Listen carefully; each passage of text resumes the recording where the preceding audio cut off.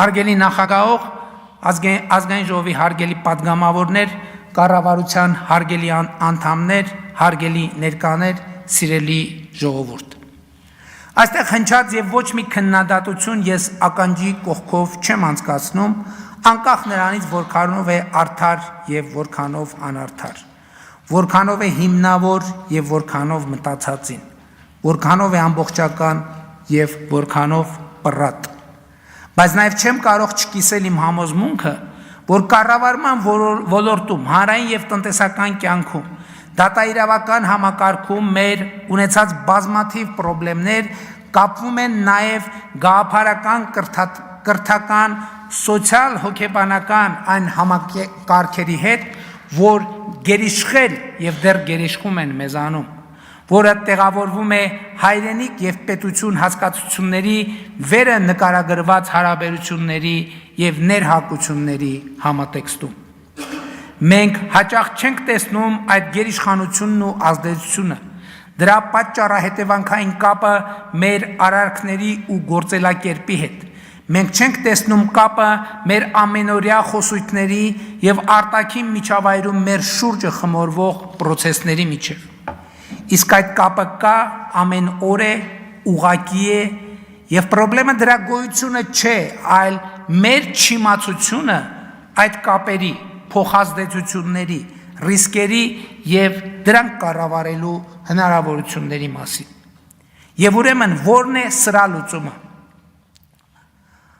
Այս հարցի լուծումը նույնպես արտահայտված է իրական Հայաստանի գաղափարախոսության նախագծում, որտեղ ասվում է. վերափոխումը ոչ միայն ամոթալի չէ, այլև կենսական անհրաժեշտություն է։ Վերափոխումը կենսունակության առանցքային պայման է, ինչպես անհատը, այնպես էլ հանրությունն ու պետությունը պետք է ռեֆլեքսիայի հմտությունը խորացնեն միջև գենետիկ մակարդակ։ Ճշմարտությունը, որը չի ենթարկվել ռեֆլեքսիայի, այլևս ճշմարտություն չէ։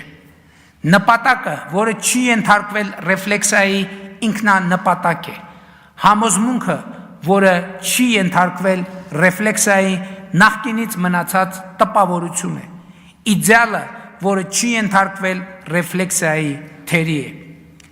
Հարափոփող կյանքում կենսունակ լինելու միակ բանաձևը ռեֆլեքսիան է, ինքնահայեցումը, փոխվելու եւ վերափոխվելու ընդունակությունը։ Սիրելի հայրենակիցներ, հարգելի գործընկերներ, աշխարհը ամենօրյա ռեժիմով փոխվում է եւ եթե չկարողանանք հարմարվել փոփոխվող աշխարհին, պարզապես դուրս կմնանք նրանից։ Կառավարության եւ կառավարող մեծամասնության առաքելությունը ահա սա է. առաջնորդել կենսական այն վերափոխումները,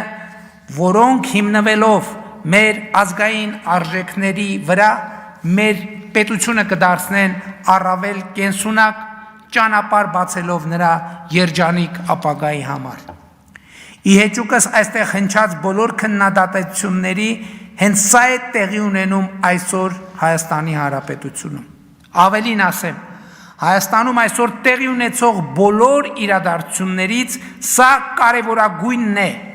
եւ այստեղ բացրացված հարցերի մի զգալի մասի խորքային լուծումը կապում եմ հենց այս գործընթացի հետ։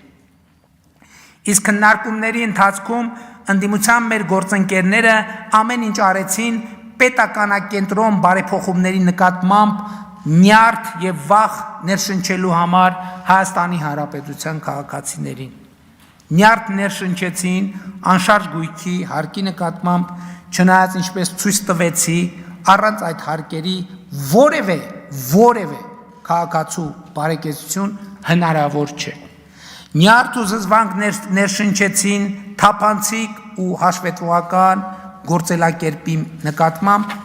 չնայած առանց դրա հանրային միասնություն ու սոցիալական արդարություն հնարավոր չէ, պարզապես անհնար է։ Վախ ներշնչեցին համընդհանուր հայտարարագրման նկատմամբ, չնայած այդ համակարգը կարիքավոր մարդուց ոչինչ չի վերցնում, այլ միայն տալիս է տասնյակ միլիարդ դրամներ իր առողջապահության եւ կրթության գործում ներդնելու համար։ վախ ներշնչեցին պետության նկատմամբ, բայց մեր ժողովուրդը չի կարող վախենալ սեփական պետությունից։ Մեր ժողովուրդը չի կարող վախենալ իրական Հայաստանի գաղափարախոսությունից, որովհետև իրական Հայաստանի գաղափարախոսությունը ասում է Հայաստանի Հանրապետության քաղաքացի, պետությունը դու ես Հայաստանի Հանրապետությունը, փառք նահատակներին և կեցցե Հայաստանի Հանրապետությունը։ Շնորհակալ եմ։